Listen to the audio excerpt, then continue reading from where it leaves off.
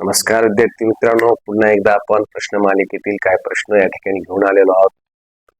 तर आजच्या प्रश्न मालिकेतील पहिला प्रश्न आहे, अमोलने 2 तास सतत 20 दिवस काम केले आणि त्याला 10,000 रुपये मिळाले.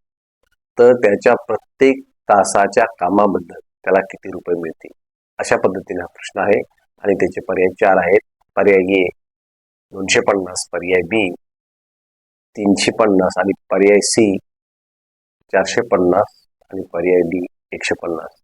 अशा पद्धतीने हा प्रश्न आणि त्याचे पर्याय.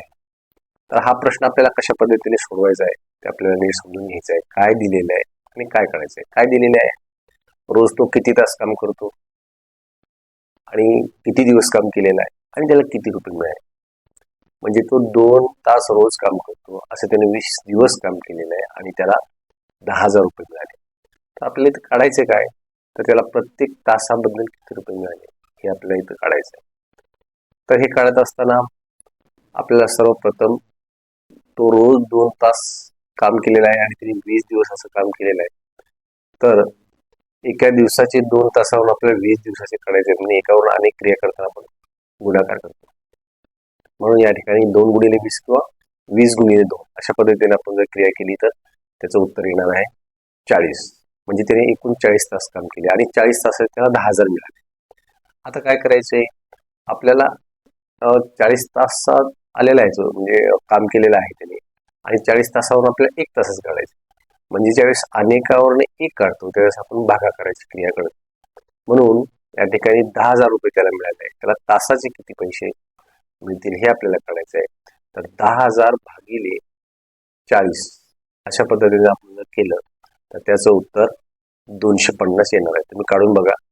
त्या पद्धतीने 250 हे याचं उत्तर असणार आहे, पर्याय ए. आता पहिला प्रश्न तुम्हाला सरावासाठी आहे. सुनीलने रोज 4 तास सतत 25 दिवस काम केले आणि त्याला 20,000 रुपये मिळाले. तर त्याच्या प्रत्येक तासाबद्दल त्याला किती रुपये मिळाले याचं उत्तर तुम्हाला काढायचं आहे आणि जे उत्तर येईल ते तुम्ही कमेंट बॉक्समध्ये ते उत्तर पाठवायचं आहे. दुसरा प्रश्न आहे बघा, प्रिया रोज 5 तास सतत 10 दिवस काम करते आणि तिला 7,500 रुपये मिळतात. तर तिला तासागणिक पगार किती असेल? याचंही उत्तर तुम्हाला काढायचं आहे आणि जे उत्तर असेल ते तुम्ही कमेंट बॉक्समध्ये पाठवायचं आहे.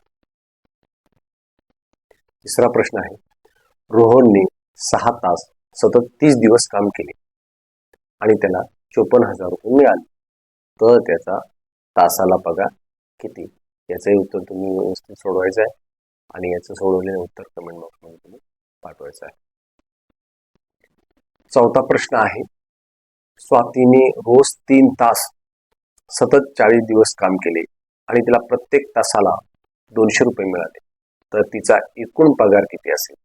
प्रश्न नीट समजून घ्या आणि जे उत्तर येईल ते कमेंट बॉक्समध्ये ते उत्तर तुम्ही लिहा. पाचवा प्रश्न आहे, अजिंक्य रोज 2 तास सतत 15 दिवस काम करतो. प्रति तास 320 रुपये प्रमाणे 15 दिवसाचे त्याला किती पैसे मिळतील?